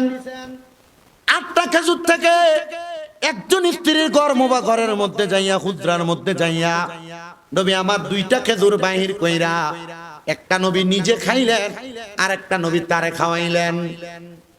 2টা খেজুরের দানা বিচি নবীদের হাত মুবারকের মধ্যে নিয়া নবী আমার ওই স্ত্রীর কাছে দিয়া বলছেন, এটা তোমার কাছে রাখবা, তবে সাবধান বাকি 3 জন জানতে পারবে। সেম কাজ অন্য স্ত্রীদের কাছেও করেছেন। পরের দিন আসরের নামাজের পরবর্তী সময়ে আল্লাহর হাবিবকে 4 জন স্ত্রী একসাথে প্রশ্ন করেছেন, ইয়া রাসূলুল্লাহ, ও নবী, আজকে বলেন আপনি কাকে বেশি ভালোবাসেন? নবী আমার উত্তর দেয়, গতকালকে রাত্রবেলা আমি নবীজি যার হাতের মধ্যে 2টা খেজুরের বিচি দিয়েছি তাকে বেশি ভালোবাসি। নবী আমার তাকে দেখেন 4 জন স্ত্রীর মুখের মধ্যে হাসি দেখা যায়। হুয়াল্লাযী আরসালা রাসূলাহু বিল হুদা, এতটুকুর মধ্যে মনে রাখেন আল্লাহ তাআলা বলেন এমন একজন রাসূল আমাদের কাছে পাঠাইছেন হেদায়েতের বাণী দিয়া। ওই রাসূলের সংসারে যদি অশান্তি থাকতো আমরা হেদায়েত পাইতাম না। রাসূল এমন ভাবে সংসারে প্রশান্তি তৈরি করেছেন। আরে আপনি তো এক বউ সামলাইতে পারেন না, রাসূল একসাথে 4 জন স্ত্রীকে সামলাইছেন একমাত্র হিকমতের মাধ্যমে। মাথা গরম করবেন না স্ত্রীর সাথে, কারণ আল্লাহ তাআলার ঘোষণা একজন নারীর সাথে 2টা করে শয়তান নিযুক্ত তাকে পথভ্রষ্ট করার জন্য। আরেকটা ওয়াকিয়া বলি, শুনবেন, এটা শুনলে হাসিও পাবে আবার সংসার পরিবর্তন হবে। প্রখ্যাত মুহাক্কিক আলেম আল্লামা শেখ সাদী রাহমাতুল্লাহ আলাইহি, শুনছেন না? এটা আমরা যে গুরুসঙ্গে শেখ সাদী আব্দুল্লাহ সাদেক পুরি হুজুর, এটা না, ওনার নামে নাম আরো শেখ সাদী রাহমাতুল্লাহ আলাইহি। ওনার জীবনী থেকে আমি শুনলাম, আমি পড়লাম, আল্লামা শেখ সাদী ওনার ছাত্রদেরকে পড়াইতেন। একদিন আল্লামা শেখ সাদীর একজন ছাত্র দুপুর বেলা আসছেন ওনার কাছে পড়ার জন্য। কি করার জন্য? আল্লামা শেখ সাদী তাকে পড়ানোর পরে ওই ছাত্র দুপুর বেলা বাড়িতে চলে যাবে আহার করার জন্য। আল্লামা শেখ সাদী কয়, বাবা বাড়িতে এখন যাওয়া লাগবে না, কিছু পরে যাও। কেন? আজকে দুপুরের খাবারটা আমি হুজুরের সাথে খাইয়া তারপরে যাও। আলহামদুলিল্লাহ। ছাত্র বলে আমি অপেক্ষা করলাম। কিছুক্ষণ পর আমার উস্তাদ ঘরের মধ্যে যাইয়া আল্লামা শেখ সাদী ঘরের মধ্য থেকে বের হওয়ার আগ পর্যন্ত আমি শুনলাম আল্লামা শেখ সাদী যে ওনার স্ত্রীকে বলতেছেন, স্বামী স্ত্রী খাবার কি রেডি করেছ? আমার ছাত্রকে নিয়ে আমি আহার করব। স্ত্রী উত্তর দিচ্ছে, হে স্বামী, কি খাবার রেডি করব?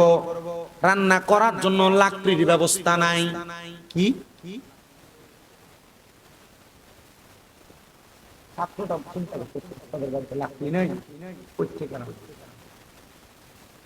আল্লামা শেখ সাদি বলে আমি আমার স্ত্রীর সাথে একটু রাগান্বিত হইলাম, বললাম একটু ব্যবস্থা করে কি রান্না করতে পারো নাই, লাখির জন্য তুমি আমাকে এই কথা বললা। আল্লামা শেখ সাদির স্ত্রী রাগান্বিত হইয়া এখন কি বলে দেখ দেখ গুলা এখন কিসের দেখ এগুলা অ্যালুমিনিয়ামের, আগে কি অ্যালুমিনিয়ামের আনতো,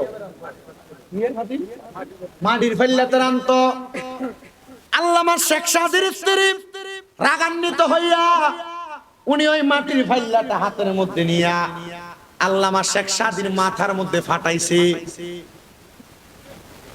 কোথায় ফাটাইছে? ওই যে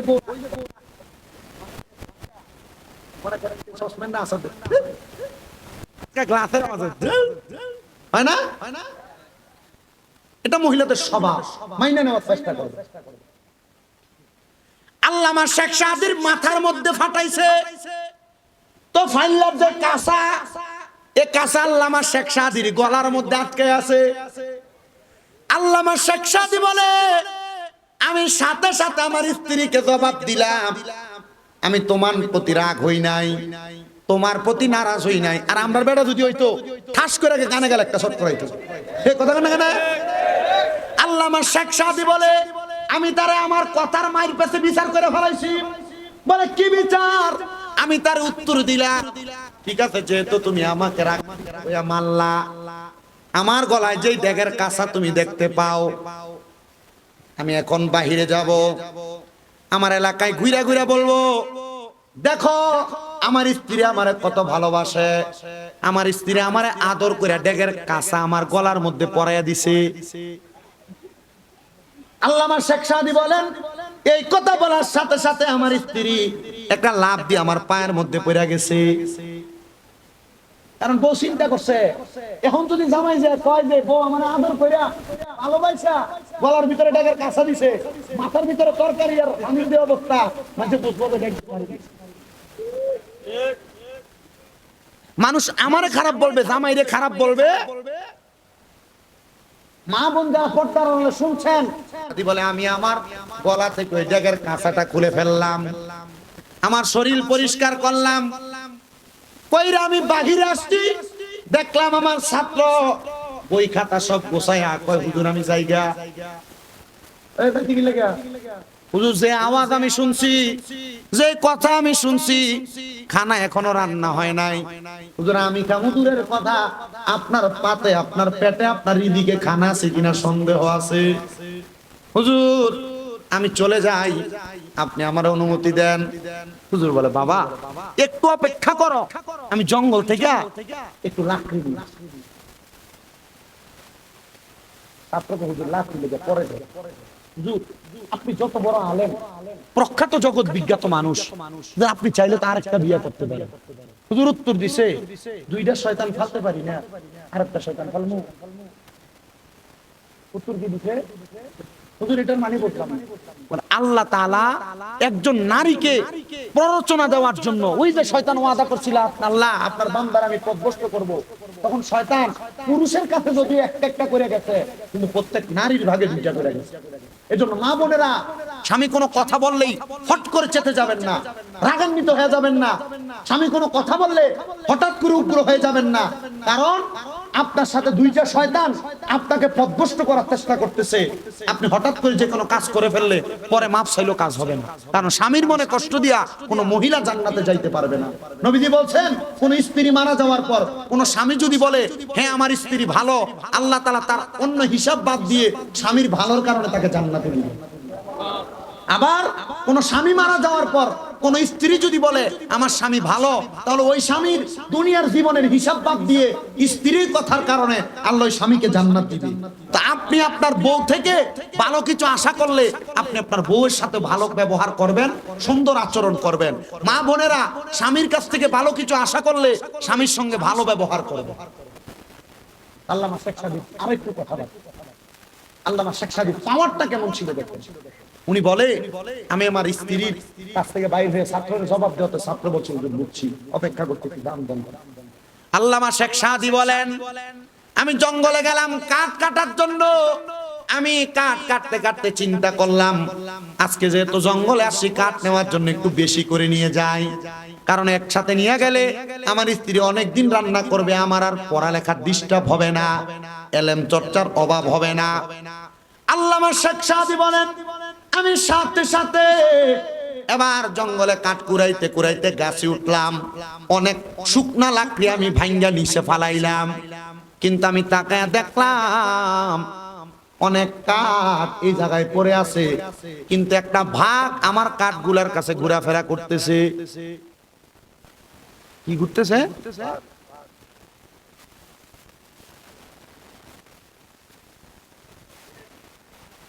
ভাগ ঘুরতেছে।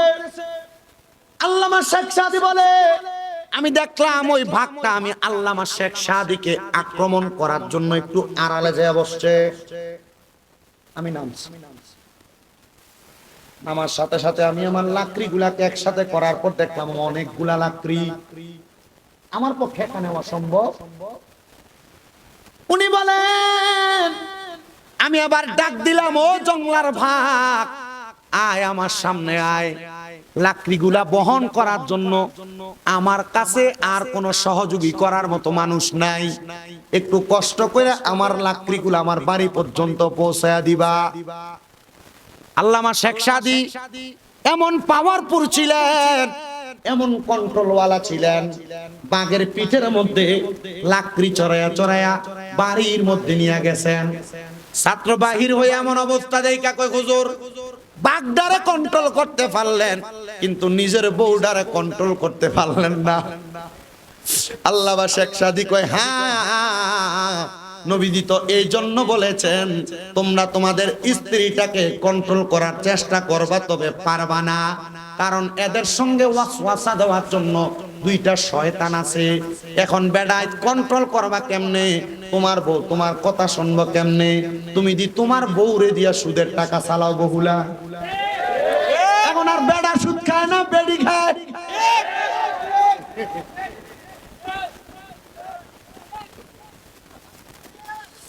এখন এই সুদের পাতা বেড়িয়াতের মাঝে বেশি। ও বন্ধু বেড়াই তো খায়, তবে বেড়াইতের সুদের ব্যবসাটা এখন একটা আলাদা স্টাইল হয়ে গেছে। বলে হুজুর কেমনে? এই আর সপ্তাহ সুদ খায় না, 1 লাখ টাকা দিছে একজন রে, 1 বছর পরে 1,30,000 টাকা দেওয়া লাগে। আছে না নাই? আমার একজন প্রশ্ন করছে হুজুর সুদখোর ব্যক্তির নামাজ রোজা হজ যাকাত কবুল হয়নি। আল্লাহর কসম নামাজ রোজা তো পরের কথা, সুদখোরের দিকে কুত্তাও বালা করে ফিরা চায় না, কারণ সুদখোর ব্যক্তির ব্যাপারে কুত্তা আল্লাহর কাছে দোয়া করে আল্লাহ আমারে সকালবেলা 2 ব্যক্তির মুখ দেখাইও না, একটা হলো বেনামাজি আর একটা হলো হারামখোর। আপনারা বহুল এলাকায় সুদখোর কোনো নাই, কিন্তু আপনারা আসেও বলেন এই সুদখোর ঘুষখোরটিরে নিয়ে দইরা মসজিদের সভাপতি বানায়, মসজিদের সেক্রেটারি বানায়, এলাকার প্রতিনিধি সত্তার মাথা পরির দায়িত্ব বানায়। যদি দিগায় সুদখোররে কেন বানাইলা? ও সুদখোরই তো মসজিদের সামনের কাতারে সব ফ্যান দিছে, মসজিদে টাইলস করে দিছে।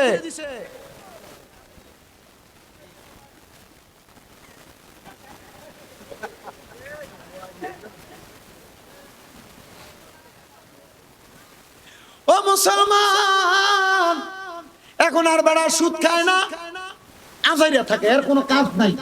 এ দোকানে বৈশা বৈশা চা খায়, এ দোকানে বৈশা বৈশা আড্ডা মারে।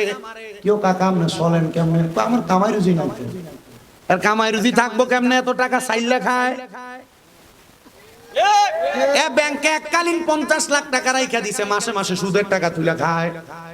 এখন সুদ ডিজিটাল ব্যাংকে এফডিআর নাম দিছে, এফডিআর এর সুদের টাকা তুলে তুলে খায়। আপনারা ব্যাংকে বুঝাইতেছে এই ব্যাংকের এটা করো, এমনি 3 লাখ টাকা রাখলে তোমার 1 বছর পরে 11% 9% দেওয়া হইব, এটা সুদ মিয়া।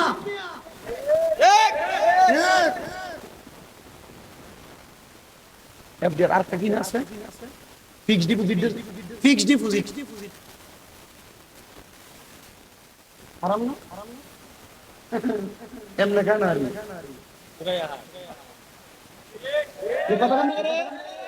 আমি জানি বেরিয়েতে সালাম ভাই তার আর এক কথা যুব সংগঠনের সবাই কইব আগামী বছরে আগে যেটা ওয়াজ করছে সুন্দর করে এটারে দাওয়াত দিও। আমি কই বাবু 4 বছর আইছি, আগামী বছর আমারে বাদ দিও।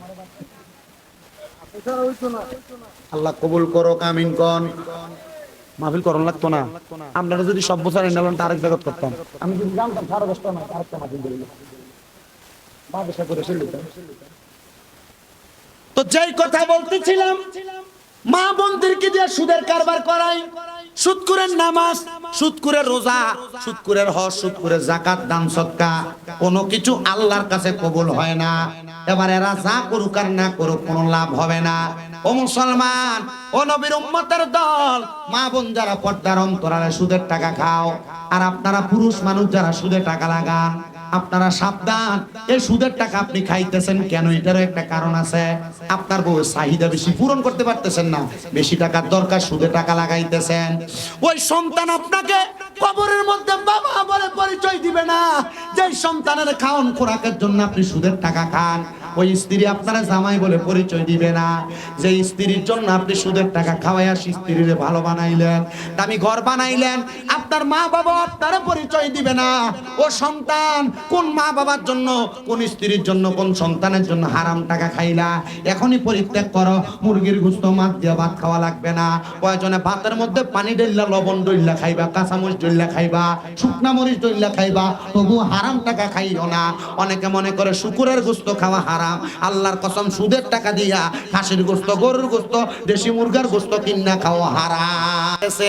অল্প কিছুদিন কাজটা বন্ধ, মসজিদের নিচের ভিতটা ঢালাই দিবে, মাত্র ভিতটা ঢালাই দিতে পারে না। কেউ কোনো হারাম করে টাকা নেয় না। এবার এলাকার একজন হারাম করবে কে? মসজিদ কমিটির ভিতরে তো কয়েকজনই থাকে। একটারে কই রে, আমার থেকে যে কাজটা বাকি ওই টাকাটা তুই আমার কাছ থেকে লইয়া যা। বলে কারণ কি? বলে কারণ হইল আমি তোরে দিতে চাই। বলে তুমি তো হারাম খাও, সুদ খাও, পরের হক মেরা খাও, তুমি টাকা দিও না, তোমার টাকা নেওয়া নিষেধ। বলতে আমার টাকা নেই, তবে নামটা কইস না। বলে পয়সা একজন গোপনে দান করে দিছে। উনি বলেন হ্যাঁ, আমি গোপনে গোপনে তার থেকে একটু টাকা নিয়েছিলাম, এটা হারাম টাকা। নেওয়ার কারণে মসজিদ নির্মাণ করলাম, জুমার দিন মসজিদ উদ্বোধন হবে। হুজুর রে বললাম, হুজুর ও মজ্জুব আল্লাহর ওলি হযরত আলতাফ আলী শাহ, আপনি আমার সঙ্গে আসেন, মসজিদটা উদ্বোধন করবে। ওই মসজিদে আগে আপনি আপনার ভাওটা রাখবেন, রাইতে উদ্বোধন করবেন। হুজুর কয় চাইও মসজিদে কোনো হারাম করে টাকা লাগাই শুনি? বলে হুজুর না, লাগাইছি না। হুজুর বলে আমি মসজিদের মধ্যে প্রবেশ করতে গেলাম, বিসমিল্লাহি ওয়াসসালাতু ওয়াসসালামু আলা রাসূলিল্লাহি আল্লাহুম্মা ইফতাহলি আবওয়াবা রাহমাতিক। ডান পা রাখবো। মসজিদে ঢুকার 4 সুন্নত: প্রথম বিসমিল্লাহ বলা, দ্বিতীয়ত দুরূদ শরীফ পড়া, তৃতীয়ত দোয়া পড়া, 4 নাম্বার কদম রাখা ডান পা, 1 নাম্বার বিসমিল্লাহ পড়া, 2 নাম্বার দুরূদ শরীফ পড়া, 3 নাম্বার আল্লাহুম্মা ইফতাহলি আবওয়াবা রাহমাতিক পড়া, 4 নাম্বার ডান পা দিয়ে প্রবেশ করা। হুজুর বলে এমন করে আমি ডান পা দিয়ে প্রবেশ করলাম। প্রবেশ করার সাথে সাথে ওই মসজিদের মাঝখান দিয়ে একটা ফাটা দিয়ে মসজিদটা 2 ভাগ হয়ে গেছে গা। হুজুর কইছিলাম রে, কোন হারাম করে টাকা দিয়ে মসজিদ বানাইস না।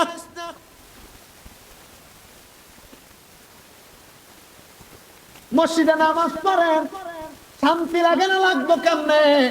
মসজিদের ছাত্রা ডালাই দেওয়ার সময় তোর মসজিদে নামাজ পড়েন, শান্তি লাগে না? এসি আছে, ভাল লাগে না নামাজ পড়বার লেখা? মসজিদের এসি ভিডিও দিতে ঠিক করে। মসজিদে নামাজ পড়েন, ভালো লাগে না? ফ্যান চলতেছে তবুও গায়ের মধ্যে কেমন জানি একটা গরম গরম ভাব লাগে। পাঙ্কাটি তো দিতে হারাম করে। মসজিদে নামাজ পড়েন, ভালো লাগে না? ইমাম সাহেব যত সুন্দর করে কেরাত করুক, ভালো লাগে না? আরে বেটা, ইমাম সাহেবের খানা দিয়ে রাখতো সুদ করে ঘরে। আর যদি খানা সুদ করে ঘরে না খাই, ইমামের চাকরিই নাই। আহা, আমি বড় বাচ্চা খাওয়ার চেষ্টা করি, বাচ্চা। কিন্তু ভাই সাহেব, আমি জানি না আল্লাহ আমার দোয়া কবুল করবনি। ইমাম হওয়ার কারণে কত মানুষের ঘরে খানা খায়, কিন্তু আমি দেখছি যদি অশান্তে কোনো হারাম করে ঘরে খানা খায়, আমার পেটে অসুখ হয়ে যায়। এটা আমার পেটে অত ময়না। কারণ আমি জানি, আমি আমার জানা মতে কোনোদিন কারোর 1 টাকা আমি মাইরা খাই নাই, মিথ্যা বইলা খাই নাই, কোনো মানুষের টাকা আমি না বইলা বহন করি নাই। এটা আমার স্বভাব। আমার কাছে কেউ 1 টাকা পাওনা থাকুক এমন ভাবে আমি চলি না। আমার সঙ্গে কারো লেনদেন হবে, সে আমার প্রতি নারাজ হবে, এমনও আমি করি না। কেন কেন? কারণ অন্য কোনো কিছু না, কারণ হলো আমি চিন্তা করি কারোর সাথে আমার 1 টাকা লেনদেন যদি সে আমার কাছে পাওনা থাকে অথবা তার হারাম কোনো টাকা আমার পেটে ঢুকে, তাহলে আমার পেটের মধ্যে অসুখ হইব, কবর আল্লাহ আমারে কি লাইব। মনে আছে না গত বছর মাঝে কমিটি দাও দিয়েছিল না প্রথম ভোট, আল্লাহর কসম আমার জীবনে মাহফিল কমিটি দেখছি এদের মতো বেশরম মাহফিল কমিটি। কেন আমার আত্মনা করে দাওয়াত দিয়ে গেল না, এলাকার যাও না, আমার কাছে মনে হয়েছে এলাকার সামলাইছে।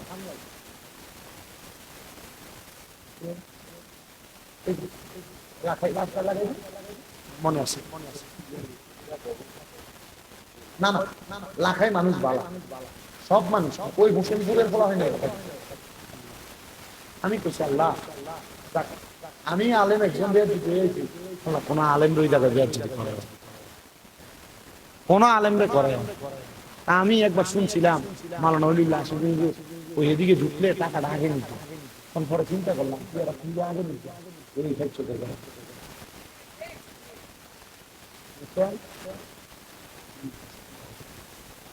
আলহামদুলিল্লাহ আল্লাহ যেন আমাদের হারাম খাওয়া যাবে, পরের হক খাওয়া যাবে, পরের হকের প্রতি লোভ করা যাবে, সুদ খাওয়া যাবে। 2 নাম্বার, যারা এখানে আছেন বউদের সঙ্গে গরম হওয়া যাবে, গালি দেওয়া যাবে, আঘাত করা যাবে, বউদেরকে বেপরদা ছাড়া যাবে। মা বোন যারা পর্দার আড়ালে শুনছেন, স্বামীদের সঙ্গে উচ্চা গলায় কথা বলা যাবে না, স্বামীর অবাধ্য হওয়া যাবে না, বেপরদা হওয়া যাবে না, স্বামীর সঙ্গে উচ্চা গলায় কথা বলা যাবে না। আল্লাহ তাআলা এই সবগুলো মাইনে আমাদেরকে চলার তৌফিক দান করুন। ফেরেশতোं की सलामी देने वाले फौज पढ़ती थी। টিভির লাইন দেন না, এটা দোকানদার ইন্ডিয়া দিন না দেন। আপনারা যে যা পারেন ওনাকে কিছু কিছু করে দেন। জিকির হবে কার? আল্লাহ।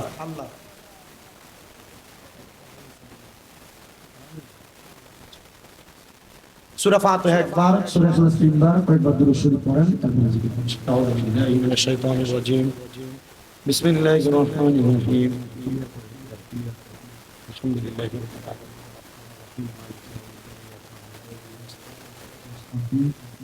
সিরাতাল লাযীনা আন'আমতা আলাইহিম গায়রিল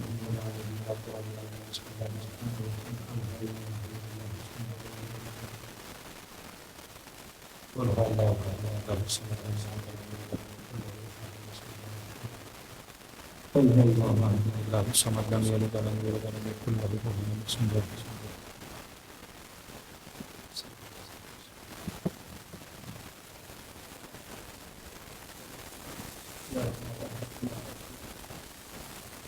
মোহাব্বতে সবাই আমার সাথে একটু জিকির করেন। আল্লাহ আল্লাহ আল্লাহ আল্লাহ আল্লাহ আল্লাহ দমে দমে দফর না আল্লাহ আল্লাহ দমে দমে মাশাআল্লাহ আল্লাহ আল্লাহ দমে দমে দফর না আল্লাহ আল্লাহ দমে দমে মারহাবা আল্লাহ আল্লাহ দমে রূপর বাড়িঘর দম চাপিলে সবই পর, দমে রূপর বাড়িঘর দম চাপিলে সবই পর, দমে দমে তালাশ কর কে আছে আপন। মাশাআল্লাহ আল্লাহ আল্লাহ আল্লাহ আল্লাহ দমে দমে মারহাবা। ইকুটিকু সব বন্ধ, ডাইরেক্ট সাদা। আসিলে তুফান ভাঙবে না ঘরবান, আসিলে তুফান ছিড়বে না ঘরবান, মন পাখি কইরা যাইব নিজুম জঙ্গলাই, দমে দমে মাশাআল্লাহ আল্লাহ আল্লাহ আল্লাহ আল্লাহ দমে দমে মারহাবা আল্লাহ আল্লাহ। একজন জিন্দা নবী শুইয়া আছে গো মদিনার শহরে নবী গো, আর কি দেখা হবে নিজি জীবনে। মাশাআল্লাহ আমি নিদ্রা যাইতে সময় কাটে গো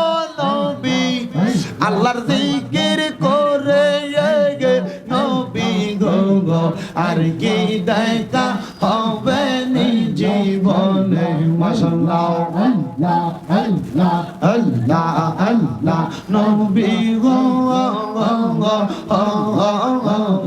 আর কি দেখা হবে নি জীবনে মারহাবা আল্লাহ আল্লাহ আমি দেখব বলে আশায় আছি গো নবী আপনার প্রেমে পড়ে নবী গো আর কি দেখা হবে নি জীবনে মাশাআল্লাহ আল্লাহ আল্লাহ নবী গো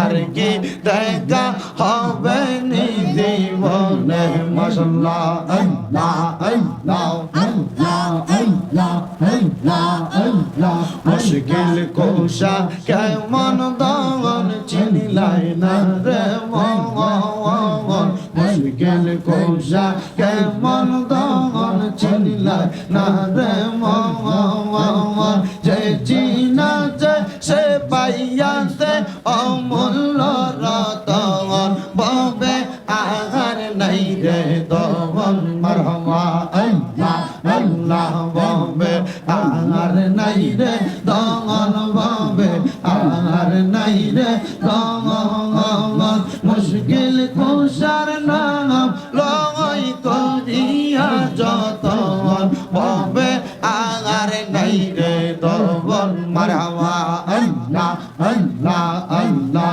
নবী মুশকিল কোশা তিনেতে এক জওয়ান আল্লাহ নবী মুশকিল কোশা তিনেতে এক জওয়ান হযরত ইমাম হাসান হোসেন দুই ভাই নবীজির রতন ববে আগার নাই রে দমন মারহাবা আল্লাহ আল্লাহ ববে আগার নাই রে দমন ববে আগার নাই রে দমন মুশকিল কুশার নাম লম করিয়া শরণ ববে আগার নাই রে দমন মারহাবা আল্লাহ আল্লাহ আল্লাহ আল্লাহ আল্লাহ আই বরবীর আব্দুল কাদের আউলিয়ার শিরোমণি আই বরবীর আব্দুল কাদের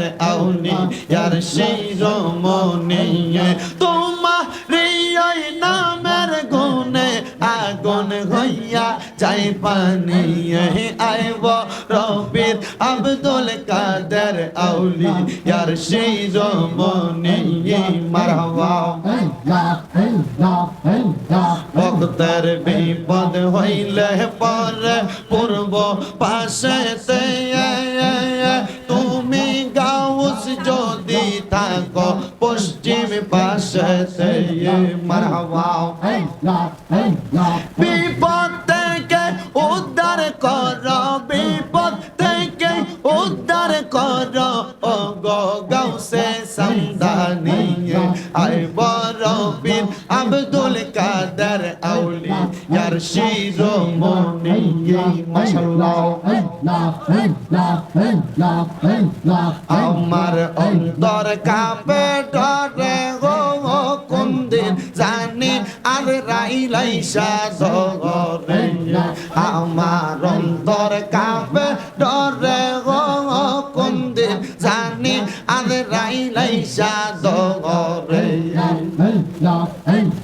হাতে পায়ে বাঁধবে শিকল হাতে পায়ে বাঁধবে শিকল গলায় লাগাই বেদরে কোন দিন জানি আজরাইলের হাতে পোগো এই আমার অন্তর কাঁপে ডরে গো কোন দিন জানি আজরাইলাইসা জগরে মারহাবা আল্লাহ আল্লাহ আল্লাহ আল্লাহ আল্লাহ আল্লাহ আল্লাহ আল্লাহ আল্লাহ আল্লাহ আমার জায়গা হবে নিয়ে আমার মরা লাশের লাইগা মসজিদের পাশে আমার কবর দিও কইরা আমার জায়গা হবে নিয়ে আল্লাহ জগৎবাসী রে আমি তোমরার ছেলে সন্তান কই দিনের লাগিয়া মরার পরে সবাই আমায় যাবে রে বলিয়া 3.5 হাত মাটি তোমরা দিও রে করিয়া আমার জায়গা হবে নি আমার জায়গা হবে নি আমার মরা লাশের লাইগা মসজিদের পাশে আমার কবর দিও কইরা আমার জায়গা হবে নি জগৎবাসী রে আমি যেই দিন যাব মারা দুনিয়া চারিয়া রঙিন জামা কাপড় সবই নিবে রে কোনিয়া সাদা মার্কিন কাপড় আমায় দিও রে পরাইয়া আমার জায়গা হবে নিয়া আমার জায়গা হবে নি আমার মরা লাশের লাইগা মসজিদের পাশে আমার কবর দিও কইরা আমার জায়গা হবে নি